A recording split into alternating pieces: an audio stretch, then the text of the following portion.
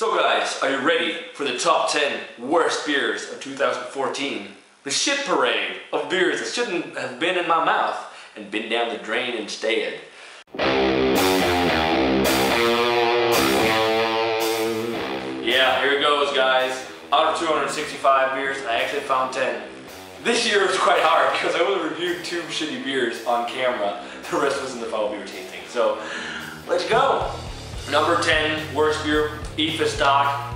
Tasted like, it's the Turkish beer. That wasn't the foul beer tasting. Tasted like wet cardboard and caramel. Really bad beer. Not enjoyable whatsoever.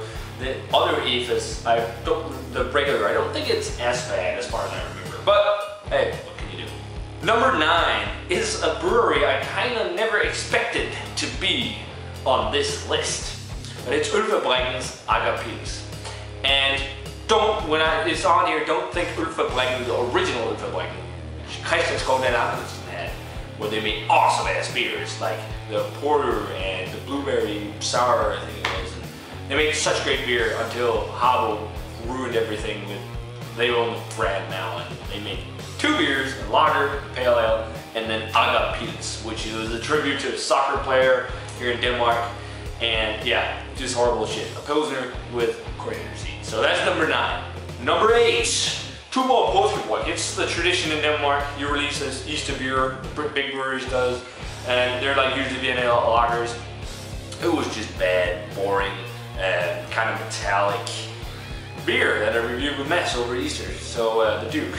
So yeah, no go. Number 7. This is the first time I've had a fruit beer on the list that actually tasted like, well, a fruit beer in general, and a fruit beer that tasted like cleaning product. This is Skovlyst, Citron, or Hyldeblomst, which means Skovlyst is a brewery, and it means lemon and elderflower. Holy shit, that was bad. 2.5% beer, 50% beer, or 2.5% Radler almost. It was 50% beer, and the rest was like soda. It tasted like lemon pledge or something like that, or like lemon cleaning product. It was so disgusting. That was also in the foul beer tasting. Yeah, no thanks.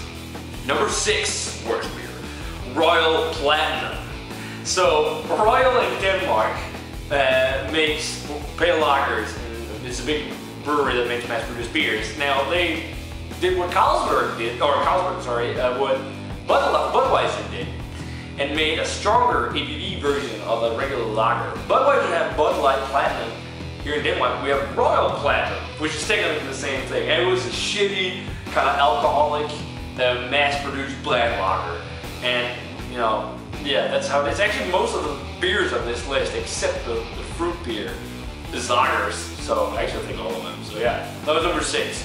Number 5, Sol beer. It's in a clear glass. It's that Mexican lager. It's skunky. I had it with Mess. We did it for fun. It's horrible. Don't drink it. I mean, the only reason why I would be able to drink it was when you put the lime or lemon in there, because then it actually tastes like something else than skunk. Very bad beer as well. Number 4, Chinese beer, Tsingtao. That was also in the foul beer tasting, and actually the last of them are. Tsingtao was just so skunky, and I just, that kind of traditional pale lager from Asia made with rice is just not my cup of tea. It was very bad. One of the worst beers of the tasting. Number 3, the Indian beer, Kingfisher lager. Now this isn't the first time I actually had it.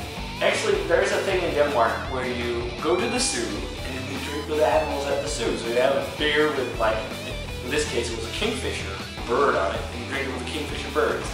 And actually a tasting group in Denmark held a special tasting where they did it, but the only beers with animals, mostly in Denmark, are really shitty lagers.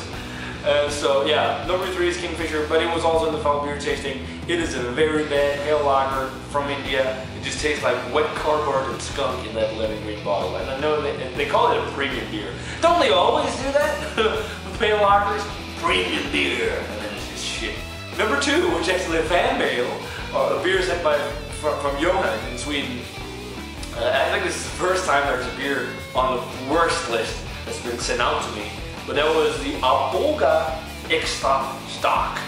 It's a 10% pale lager from Sweden.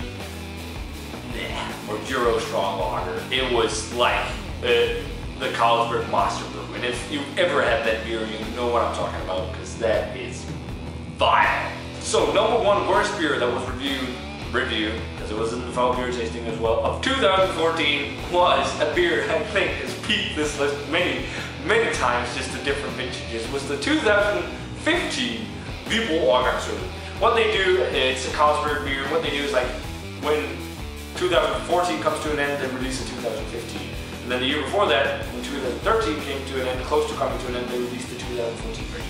And it's horrible. It's like a big, thick, syrupy lager that's just boozy and disgusting. So guys, that does it for the worst beers I had in 2014. Kind of hard to make that list because I didn't review too much really bad beer this year. But I'm gonna try to, in 2015, get some more shitty stuff on the channel. I found a website where I can buy shitty American pale lagers and macro lagers. Let's get some of that shit on here. And one beer I really want to review, still, the Budweiser Clamato Chilada, just after seeing Chad review it. So hopefully I'll get to try that this year. We don't get it here, but yeah. So guys, hopefully we didn't have many bad beers in 2014, mostly good ones. But yeah, stay tuned for a nice 2015 of more, probably bad beer, but hopefully mostly good beers. So cheers guys, and see you in a review in 2015. Cheers.